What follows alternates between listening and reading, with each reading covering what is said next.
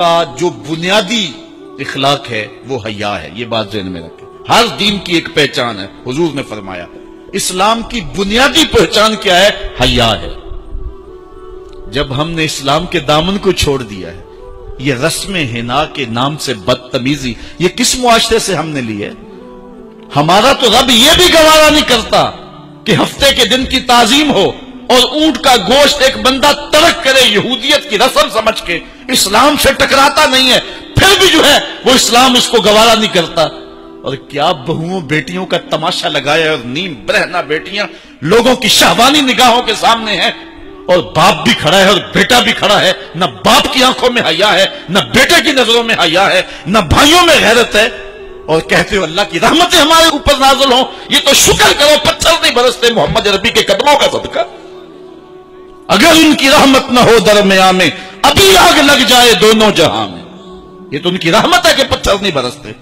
پچھلی قوموں نے ایک ایک جرم کیا، کسی کے اوپر پتھر برسے، کسی کے اوپر خون برسا، کسی کے اوپر ایسا زلزلہ آیا کہ نیچے والی جگہ اوپر اور اوپر والی بستیاں نیچے.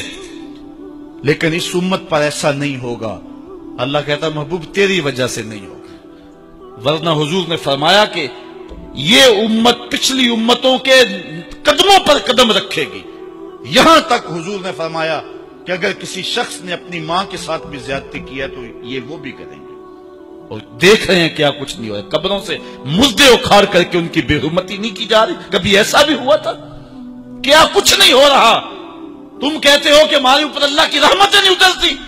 میں کہتا ہوں شکر کرو پتھر نازل نہیں ہوتے. اور یہ صدقہ ہے محبوب کی کالی کملی کا. اور اللہ نے فرمایا ما کان اللہ لیعذبہم وانت فیہم. محبوب تیری وجہ سے میں عذاب نہیں اتارا ورنہ پیس کے رکھ. تو ہم اپنے آپ کو دیکھیں، اپنے کردار کو دیکھیں، اپنے حوال کو دیکھیں.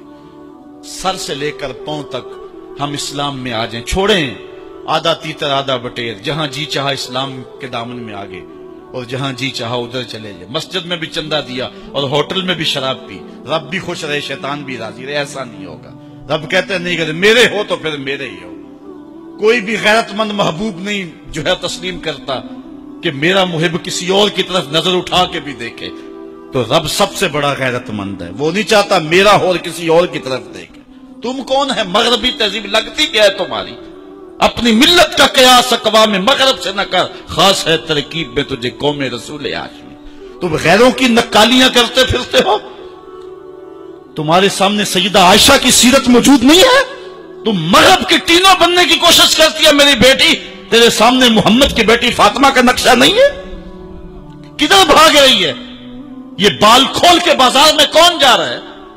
یہ نیم برہنہ کون جا رہا ہے؟ دیکھ محمد عربی تجھے کیا آواز دے رہے ہیں. ان کا لہجہ کیا، اس کو سن اور زندگی کو کی مطابقت میں گزار. اصل ہمارے دل زنگ آلود ہو گئے. اس دنیا کے اس ماحول نے ہمیں اس طرح کر دیا ہے کہ آج ہمیں سمجھ نہیں آ رہی کہ ہم کدھر جائیں. علماء فرماتے ہیں جب دل زنگ آلود ہو جائیں تو پاک لوگوں کی صحبت اختیار کرو. اور کثرت ذکر. حضور نے ارشاد فرمایا لکل شیء ثقالہ وثقالۃ القلوب ذکر اللہ. ہر شے کا زنگ اتارنے والی کوئی چیز ہے. دلوں کا زنگ لگ جائے تو اللہ کا ذکر کیا کرو، دلوں کا زنگ اتر جاتا. اور ایک اور حدیث میں حضور نے دلوں کا اور من کا میل اتارنے کے 2 نسخے بیان کیے. ایک کثرت کے ساتھ موت کو یاد کرنا، کثرت کے ساتھ موت کا تذکرہ. اور دوسرا کثرت کے ساتھ جو ہے وہ تلاوت کلام مجید.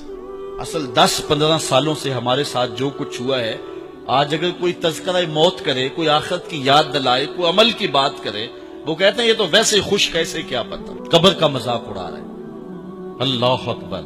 قبر دا خوف دے دے کے لوکی مینوں ڈرا دے. میں کہتا ہوں لوگ ہیں کون ڈرانے والے؟ منکر نکیر کا پتہ آمنہ کے لال نے دیا ہے.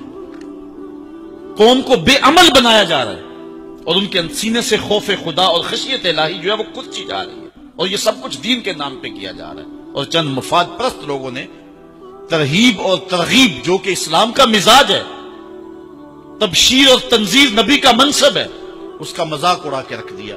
اور انہوں نے ایک متوازی دین دے دیا ہے جس کے نتیجے کے اندر قوم کی بے عملی جو ہے وہ پختہ تر ہو گئی اور اس کو وہ دین کا رنگ دے رہے ہیں.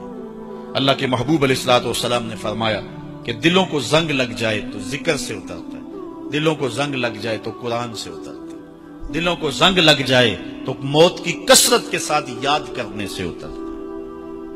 قرآن مجید کی تلاوت معمول زندگی بنا لو۔